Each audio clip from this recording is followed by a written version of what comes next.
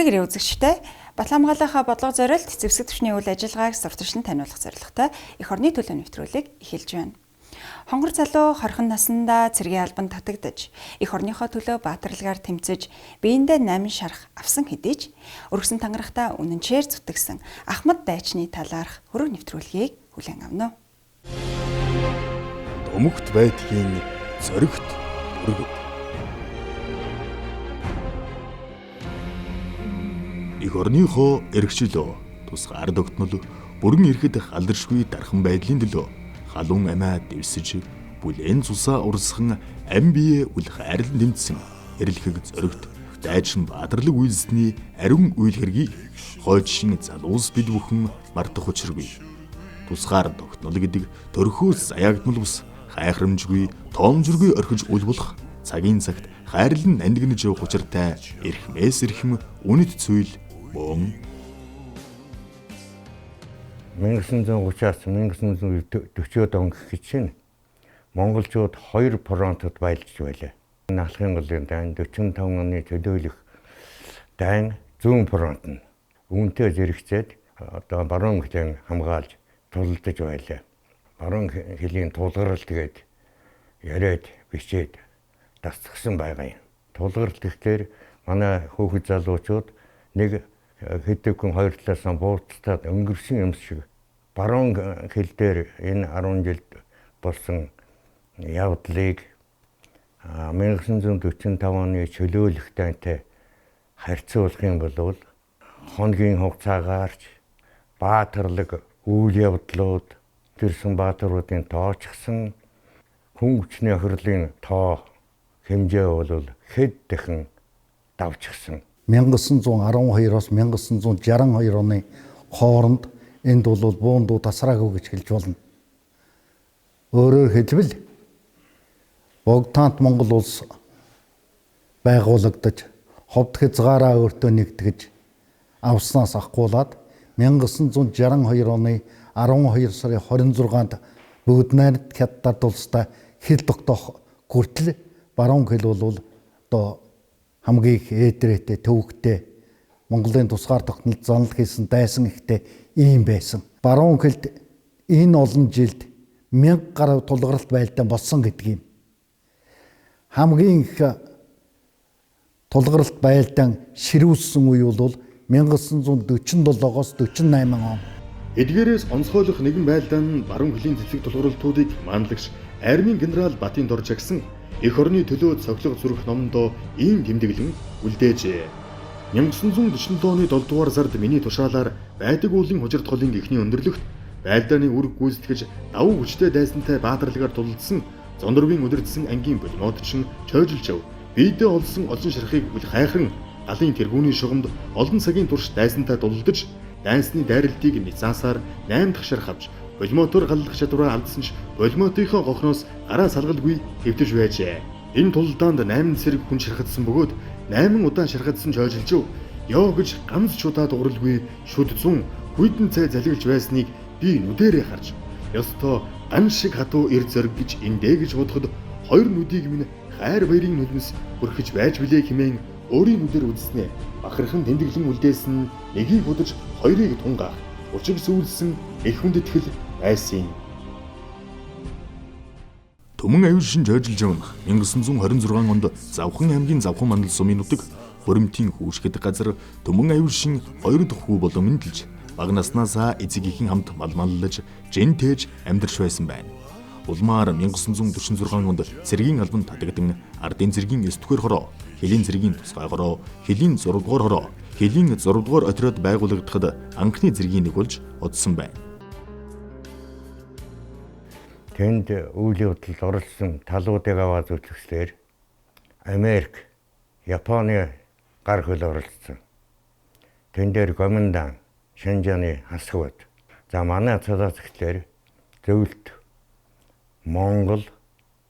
Монголын сайн дурын отряд зүүн Туркестан улсыг оруулах юм бол нийтдээ одоо 8-9 субъект оролцсон. 1945 оны чөлөөлөх дайны үргэлжлэл гэж үзэж болно. Өгвөл энэ дайны төгсгөл гэж үзэж болох. ийм үйл явдал.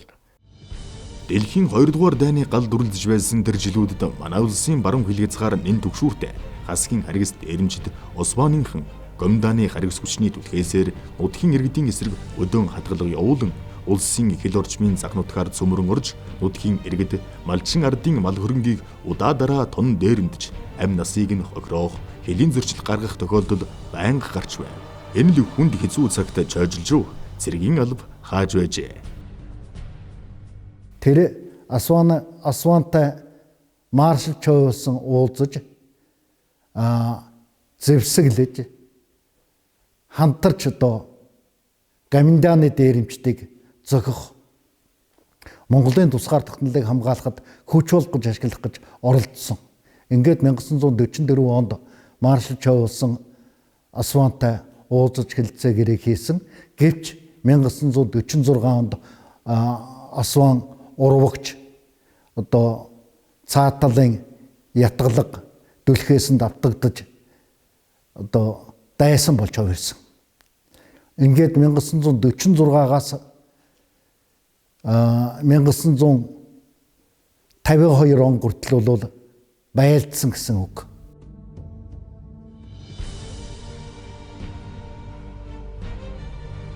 Чойжилж өвн хугацаад зэргийн албаасан он жилүүддээ 1947 оны 7 дугаар сарын 2-нд Найдваргүйдийн чиглэл Хужиртын голын эхэнд 7 дугаар сарын 5-6-нд заставын аглах дэслэгч Товуужвар өдөрдүүлэн бүдүүн харгайтад 7 дугаар сарын 27-нд армийн генерал Доржийн тушаалаар отрядын дарга Зонруугаар аглуулж Хужиртын голд 7 дугаар сарын 29-нд Улаастан голын эхэнд 10 дугаар сарын 30-нд нарийн хар нэртэй газруудад болсон байлдаануудад тус тус оролцож төр засаг цэргийн дэд удирдлага хэлийн цэргийн захирагч дарга нарынхаа тушаалыг мадаггүй биелүүлж ухарч нэцэршгүй эрэмгийн зориг тэсвэр хадуужил гарган эх орон газар шорооныхоо төлөө эрэлхийгээр тэмцэж явсан нэгэн юм. Улмаар 1948 оны 1-р сарын 4-нд Сэртэн харын дулдаанд хөнгөн пулеметрчноор үүрэг гүйцэтгэж 5 дугаар сарын 15-нд мэрэгэн хэмээх газар тулсан байлдаанд тэргүүн фронтод тулдаж тусгаар улс дархан хилийнхээ халдшгүй байдал хүн ардынхаа амьнас эд хөрөнгийг авран хамгаалах амар тайван инх тунх байдлын төлөө зориг шулуудан зүтгэж байсан бахархалд хүмүүн ажээ. Хойд нь одоо баг байсан болохоор нэг анзаарахгүй тэгээд сонсоод өнгөрдөг байсан гэх юм уу да одоо бодоход. Өнөөдөр бид нарт яаж өгөөд одоо тийм газруудаа тэгж байлдаж явсан одоо тийм хүмүүсийн удирдлаганд ор явж ирсэн ингээл одоо Зонруу Дорж генерал нэг хийт ингээл тэгээд энэ ховдын буудандч махад олоохын гол интерээр ингэж байлдаж яваад ийм шарх авч ирсэн гэдгээ бол их ярьдаг байсан. Одоо хаана яаж байлдаж явсан хөө юм бэ гэж би зүгээр таамжиж асуусан чинь. За би энэ баруун хязгаартал байлдсан хүн. Би нэг 1947 онд нэг 5 байлдаанд 1948 онд нэг 2 байлдаанд оролцсон. Миний тэр оролцсон тэр одоо тулгаралт байлдаан бол чамгүй их хүнд амин насанд хаюултай өгчлөл ухаасны сарын нэг амьд сэрүүн гарч ирсэндээ би өнөөдөр их барилж явдаг хүн байгаамаа гэж ингэж хэлж ирсэн. Та тэгээ хамгийн одоо хүнд үд юу боддог юм бэ байлдаж яхад гэсэн. За ер нь өхлийг бол хүн өөрөө мартчихдаг юм байл шүү. Яавал энэ дайсныг илүү устгаж авах уу? Эх орныхоо дархан хилийг яаж хамгаалах уу? Тийм ээ. Эцэст нь би амьдараа баригдахгүй шүү. Гэж л ингэж бодож л байлж ирсэн. Ийм л юм аа гэдэг инээшүүлж ирсэн зайлшгүй. Гомдын Асваны 500 зэрэгтэй байлцсан. 40 зэрэг 500 зэрэг гэдгийн харьцаа бол маш их өөр. Энэ байлдаанд хүнд пулематын наваачгоор энэ хүн орсон байгаа. Би жижиг боловч барьж чадсан сайтай, дэсвэр хатуучсан сайтай ийм хүн байсан. Тэгээд одоо ерөөсөө тэнд олон дайсныг устгасан. Эдгээр 10 гаруй удаагийн зэвсэг тулгаралт байлдаанд оролцож явахдаа баруун шанаа, зүүн гар, зүүн гуй, хоолой, толгоон аршил, баруун мөрний эгэмгээд нийт 8 удаа шархаджээ. Эдгээр нь 6 дугаар отрядын эмч Дамбал нэм, баг эмч Цэдэнбимба, цэрэн совилогч Буд нарын цэрэг эмчилж байсан тухай архивын баримтад тэмдэглэгдэн үлджээ. За та тэгээд одоо хэр байлдаж байсан мө гэсэн би нэг өдөр нэгээд манай хайч авч яваа тэгээд Осмонуудтай одоо байлдсан нилээн ширүүн тулалдаан болсон. Тэгээ манай тэр тулалдаанд бол тэгээ 3 хүн бол нас барсан. Тэгээд би одоо нилээ хэдэн шарх авсан. Ингээд ингэж хэлж чад дээлээ тайлаад унсан зайлвал тэр өгшөн. Дээлээ тайлаад үзсэн чинь яг би өмнө тэр 8 шархсан гэдэг уншсан байсан. Тэгсэн чинь энэ мөрөнд нь энэ хоолойны энд тэгээд энэ бас энэ араа цэрвэгээр нь лав 4-5 тод шархны сорив бол харагдсан л да. Би нүдээр харж байгаа юм. Ингэж олон шархтахтаа ёстой ёо гэж дуугараагүй. Эрлэх баатарлагаар эх орондоо өргөсөн тангарахта үнэнч байсан ийм агуу баатарлаг хүн юм байгаа. Хожим нь Ахмад дайчин Чойжилжовын хоолойд тогтсон сумыг авч нийгмийг аюулаас хамгаалах яам буюу өнөө цагийн Батлан хамгаалах яамны Монгол цэргийн музейн сан хөмрөгт хүлээлгэн өгсөн нь одоогоор хил хамгаалах ерөнхий газрын музейн үзмэрт дэлгээтэй байна. Цаашаа авдраа удаад явсан чинь надад нэг ийм тугалган сум энэ миний хоолойноос авсан байгаа юм би апресэнд ороо тэгээд хоолойноос энэ сумыг авсан юм гээд ингээд тэр сумаа надад үзүүлж яасан юм. Олон шахагдсан мөртлөө сайн байлдаж амьд гарсан хүн бол энэ Монголын цэргийн түүхэнд хэдийн цэргийн биш шүү. Цэргийн түүхэнд үлдсэн хүн бол Түмэн Аюушин Чойжилжов гэж хүн.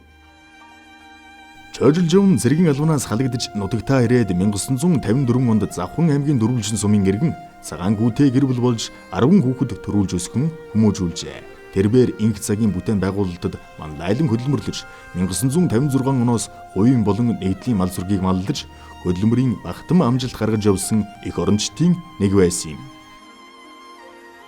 Нэгдэлд ажиллаж байхдаа ч гэсэн Чойжилж байгаа бол тэр нэгдлийн мал зургийг олон жил тогтмол өсөж өржүүлж ирсэн ийм хүн юм байна л.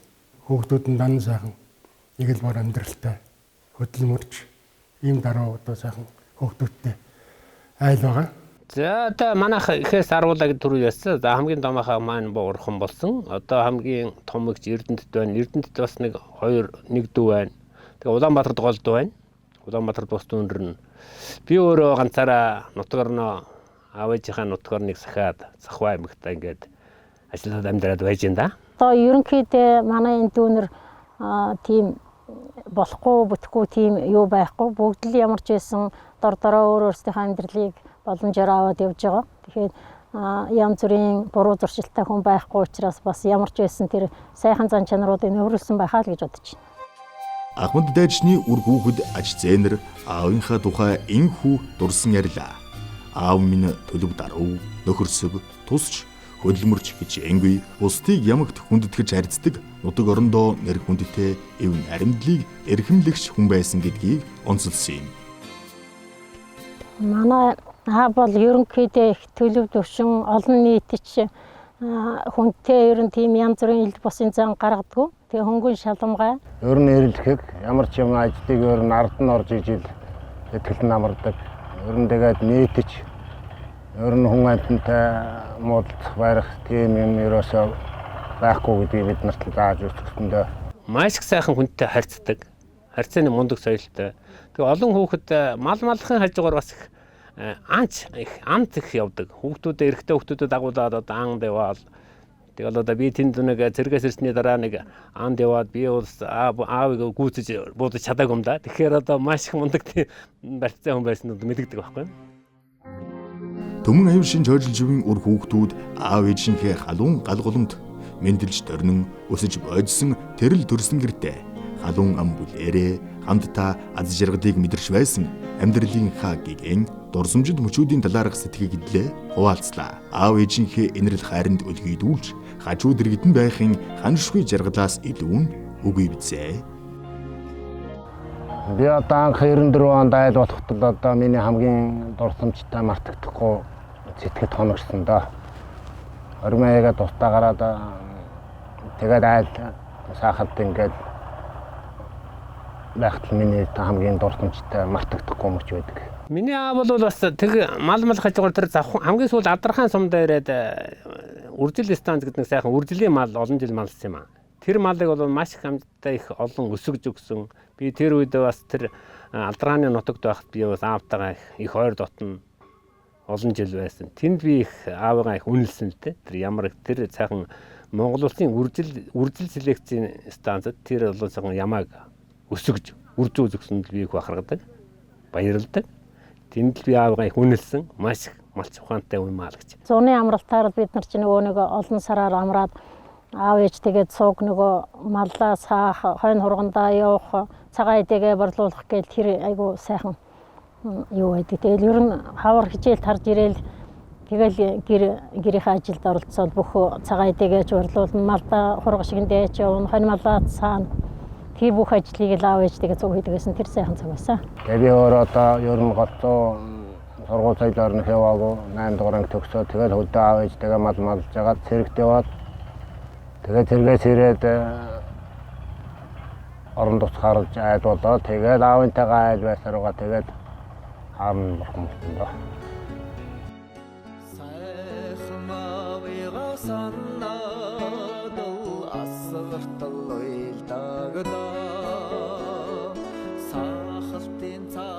Эцэг хүний алс хол шухаан амьдралын туршлага үзэж тулсан бүхнээ дүгнэж цэгнэн үр хүүхэддээ зааж сургаж алдан сургаалаа харамгүй хайрладаг нь Монгол түмний уламжлалт соёлыг илтэй.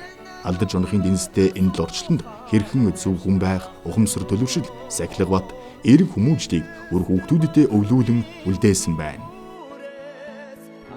Та нар ажилтныг л голж болохгүй. Ажил хийвэл дуустал хийжээ гэсэн үг. Хамгийн гол нь ив найртай ажилтай бай. Цэвэр цэмцгээр хүн амьтантай модалж хийж болохгүй гэсэн. Тэмээ сайхан яваараа миний хөтөл хийж их цагтдаг байсан да. Хөдөлмөрлөх хэрэгтэй. Монгол улсын төлөө өөрийнхөө бүхэл хийж чадах юм өөрөө миний хүүхдүүд хийж яваарай. Аав нь ингэж явсан шүү гэдгийг л бас маш их захиж тэрийг нь биелүүлэхийн төлөө би хүүхдүүд зүтгэж явдаг юм да. Би хар багасаа өвөө эмээтэйгээ их ойрхон өссөн. За ингээд өвөөгийнхөө бидэнд өвлүүлж зааж сургасан сургаал хэлж байсан үгнүүд саяхан мэт санагдаж байна. Хүнийг хүндэтгэж яваарай.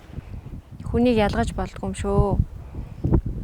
Хүн болгонтой ижил төвшөнд харьцаж хандаж яваарай гэсэн энэ захиасыг маш ихээр хэлдэг байсан. Ингээд энэ захисан захиасыг бид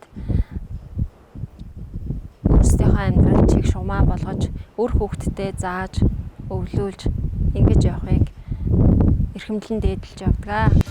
Мал маллах хугацаанд малын хорвол гарахгүй байх, төлийг бүрэн бүтэн бойжруулах, мал аж ахуйн бүтээгдэхүүн үйлдвэрлэх, улсад нийлүүлэх төлөвлөгөөг тоо чанараар нь амжилттай биелүүлэхийн төлөө социалист уралдаанд олон удаа шалгарсан тул хүндэд жуух бичиг 5, 6, 7, 8 дугаар 5 жилийн гавшгаачаар шагнуулсан мөн хөдөлмөрийн аваргын диплом хүртэж 1987 оны 11-р сарын 22-нд хөдөлмөрийн алдраа тэмдэглэн баярын бичгээр улс хувьсгалын 60 жилийн ог хөгтөж хариуцсан ажилдаа өндөр амжилт гаргасан тул сайшаалын үнэмлэхээр 1979 оны 2-р сарын 14-нд малын төл боожуулах ажилд идэвхтэй оролцож төлөвлөгөөгөө давуулан биелүүлсэн тул дурсгалын бичгээр тус тус шагнуулж байсан байна.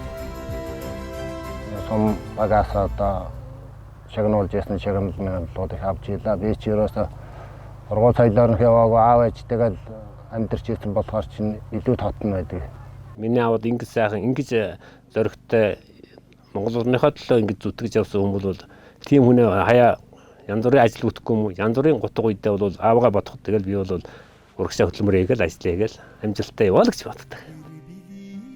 Ахмад дайчин Жожилжовын тусгаар нутгийнхаа халжшгүй дархан байдлын төлөө зориулсан баатарлаг үйл хэрэг байлдааны олон гавьяаг үнэлж 1948 оны намруулсан хязгаарын зэргийн онц гэлчтийн 20 дугаар хуралд төлөөлөгчөөр оролцуулж онц гэлчин тэмдгээр шагнаж байжээ. Мөн байлдаанд оролцсон Ахмад дайчин шүүхийн нэрмж тэмдгийг 2 удаа хүртээж улс их орны хөгжил дэвшилд оруулсан хувь нэмрийг өндөрөөр үнэлж ардын хувьсгалын 60, 70, 80 жилийн он медаль, Японыг ялсны 30 жилийн он медаль, нийгмийг аюулаас хамгаалах яамны байлдааны тэмдэг 50 жилийн он медаль, Хөлийн цэргийн 60 жилийн он медаль, 1945 бид ялав тэмдэг, онц буудагч, хэлчин зэрэг хүндэт хэлчин бүгд наримдах Монгол ард улсын ардын хурлын тэргүүлэгчдийн зарилгаар 1983 оны 7 дугаар сарын 9-ний өдрийн 136 дугаар тогтоолоор байлдааны гавьяаны одон 1995 оны 8 дугаар сарын 28-ны өдрийн Монгол улсын ерөнхийлөгчийн 176 доод зарилгаар Сүхбаатарын одонгоор тус шагнажээ.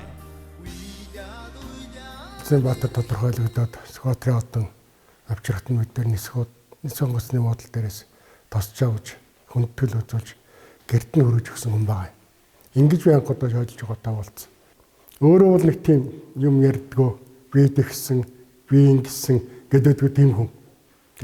Ингээд дуугаад суугаад хаяа нэг юм асуугаар нэг нэмсгэлчээл ингээд сууж идэг тийм л баг огшин байсан л да. 2002 онд бол Монгол улсын Баатарт бол Завхан аймаг тодорхойлсон.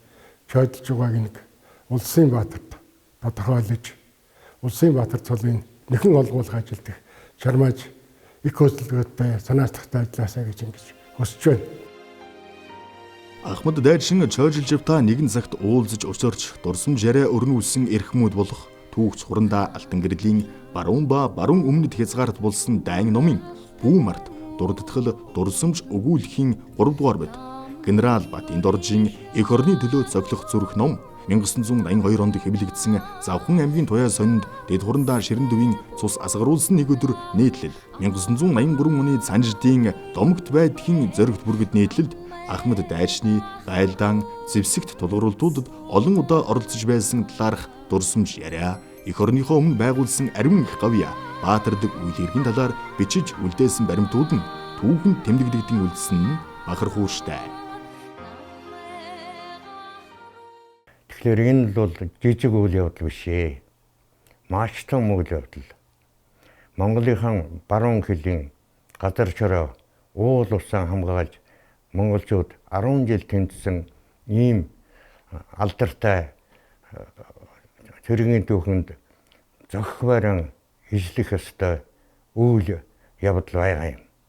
Ийм учраас улс төрийн талаас нь аваад үзсэн ч цэрэг дааны талаас нь аваад үзсэн ч байлдаан гэдэг юм уу, тулдаан гэдэг юм уу, эсвэл хязгаарлагдсан даан гэж үзэж сурталчилах шаардлагатай. 1982 онд би аймгийн захиргааны цэргийн хэлцэст ажиллаж байсан юм аа. Одоо энэ хүн бол яхахгүй одоо улсын баатар болох хүн. Цэргийн хэлцээ офицерийн хувьд бол цаашаага хөлийн цэргийг удирдах газар, холбогдох газрууд мэдэгдэнэ гэд ингэж хэлсэн. Төмөө Эвшин Чойлчуу гэдэг хүн бол энэ Монголын түүхэнд үлдэх ёстой. Одоо Гарамгай баатаруудын нэг мөнөөсөө муу юм гэдгийг л хойч үед тэмдэглэж үлдээж мөнхжүүлэх ёстой л гэж ойлгож байна.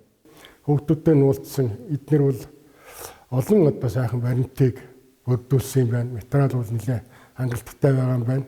Ер нь Монголын одоо байрам, цэргийнхэн, дэд дотроо хөлийн цэргийнхэн ер нь энэ цэрэг талбайж исэн бүх хүн монголчууд яриа ийм одоо улсын баатар болох хэрэгтэй хүн байсан юм байна гэдэг энэ хүлээж зөвшөөрөх ийм л хүн. Өнөө цагийн бид бүхний туурга тусгаар улсад эрх чөлөөтэй амар тайван инх дүнх аж төрж байгаа нь дайчин баатарлаг эцэг өгöd халуун их орончд цэрэг дайчдын минь хатан зориг ухамсарт тэмцлийн үр дүн юм. Тэдний байгуулсан алдар суу авиат үйлс Монголын хувьсгал цэрэг айрмын түүхэнд тод томруун тэмдэгдэгдэж хойч үеийнхэнд сургамж болон үрд сурсагдах болно.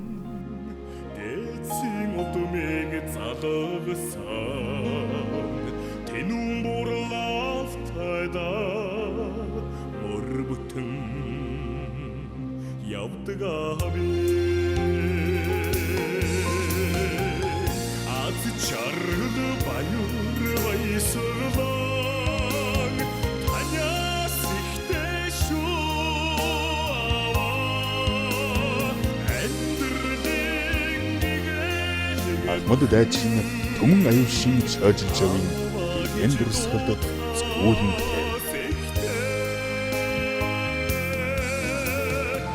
өмгт байдгийн зоригт бүргэл. Эх орны төлөө нэвтрүүлэг үргэлжлэн баталгаа хамгаалах салбар зэвсэг төвчөнд өрнсөн цаг үеийн мэдээллээр үргэлжилж байна.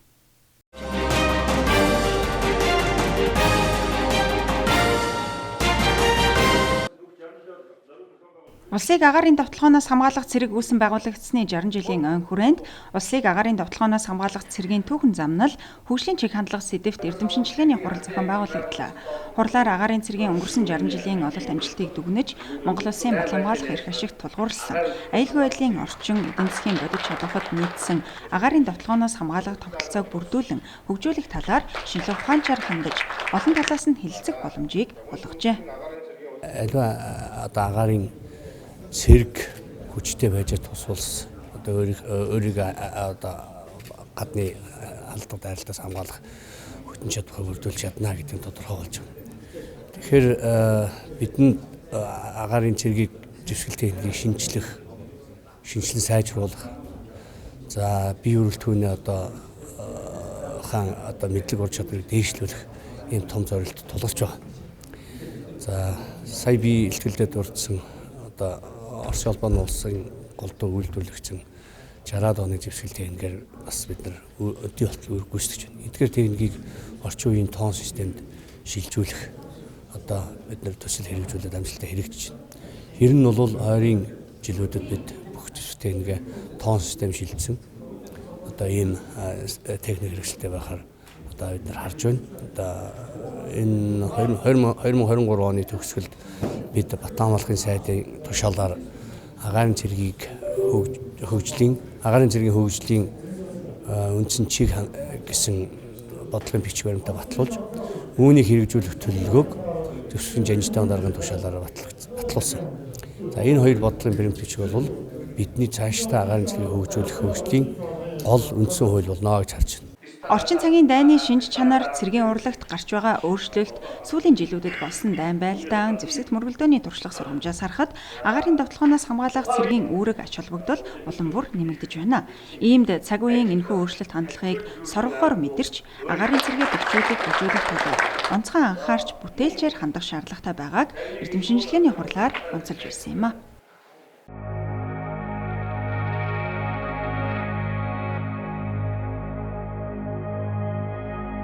Эх орны төлөө нэвтрүүлэгтэй хамт байсан үзэгч та бүгддээ баярлалаа. Ирэх 7 хоногийн дугаараар иргэн уулзъя. Баяртай үзэгчтэй.